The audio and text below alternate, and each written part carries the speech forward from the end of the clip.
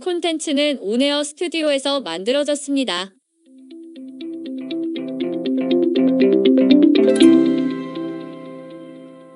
안녕하세요. 배워서 남주는 지우학사입니다. 오늘은 수선전도를 쉽게 풀이한 시리즈의 21번째 동영상으로 서궐로도 불린 경희궁에 관해 자세히 알아보겠습니다. 경사스럽고 빛난다는 뜻의 경희궁은 원래 이름이 임금의 덕이 경사롭기를 바라는 경덕궁이었습니다.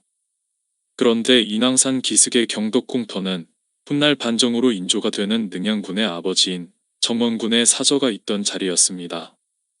임진왜란 후 광해군은 무너진 왕실의 권위를 회복하기 위해 기존 창덕궁 외에도 인경궁 등 여러 군데서 무리한 새 궁궐 재건 사업을 벌였습니다.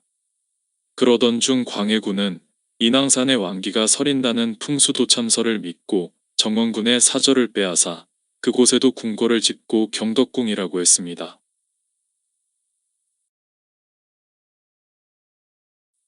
반정을 통해 왕위에 오른 인조는 광해군이 추진하던 동시다발적 궁궐 재건 사업을 중단시키고 창덕궁 외의 새 궁궐은 모두 없애버렸으나 경덕궁만은 남겨두었는데 그곳은 자신과 아버지 정원군이 살던 곳이기 때문이었습니다.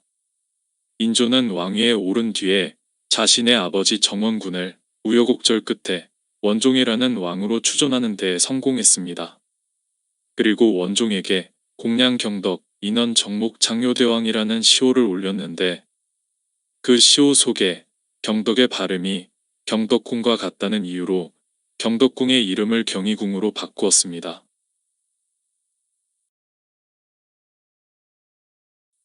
수선전도에 이름은 표시되어 있지 않지만 경희궁의 정문인 흥화문도 보입니다.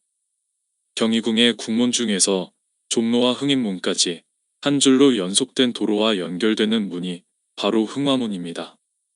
임금의 교화가 일어나라는 뜻의 흥화문은 현재 극히 일부만 복원된 경희궁에서 옛 모습을 지니고 있는 유일한 정각입니다.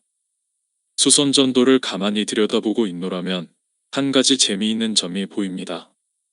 그것은 종로를 사이에 두고 흥인문과 흥화문이 서로 마주보고 있다는 사실입니다.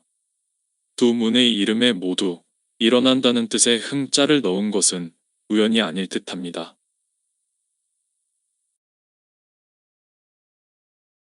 그런데 현재 복원된 흥화문의 위치는 수선전도 속의 그 자리가 아닙니다. 현재 흥화문은 숭정전과 숭정문의 앞쪽에서 남향하고 있지만 원래는 수선전도에서처럼 지금의 구세군회관 빌딩 자리에서 종로를 바라보면서 동양한 채 서 있었습니다.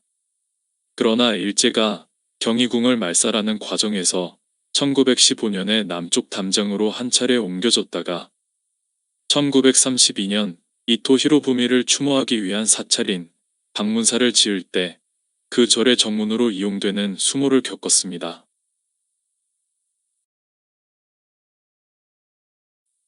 시간이 흘러 해방이 되자 방문사는 철거되었지만 그 자리에 신라호텔이 들어서면서 이번에는 엉뚱하게도 호텔의 정문으로 이용되었습니다.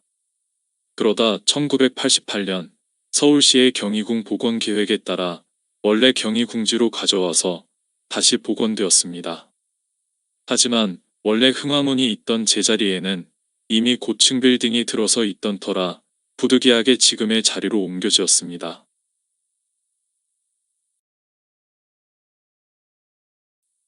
경희궁의 바로 아래쪽에는 길 건너편에 상림원이라는 곳이 있습니다. 상림원을 사전에서 찾아보면 동산 원자의 상림원으로 쓰기도 하며 임금이나 황제의 정원 또는 궁궐 내의 정원과 진귀한 조수를 관리하던 관청이라는 설명이 나오는데 결국 내용상으로는 같은 것으로 볼 수 있습니다. 그런데 관청 상림원은 태조 때 동산색에서 명칭이 바뀐 것이라는 설명도 있는데 그래서인지 상림원의 우측편에는 동산정이라는 지명도 보입니다. 아마도 동산색 관청에서 사용한 우물이 있었던 마을이어서 그런 것이 아닐까 추정해 봅니다.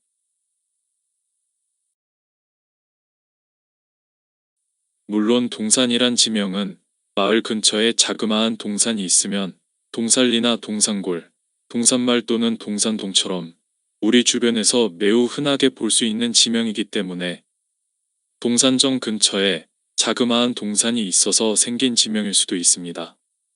그런 예로 지금의 인사동길에 해당하는 관인방 도로 옆에도 동산정동이라는 지명이 보입니다.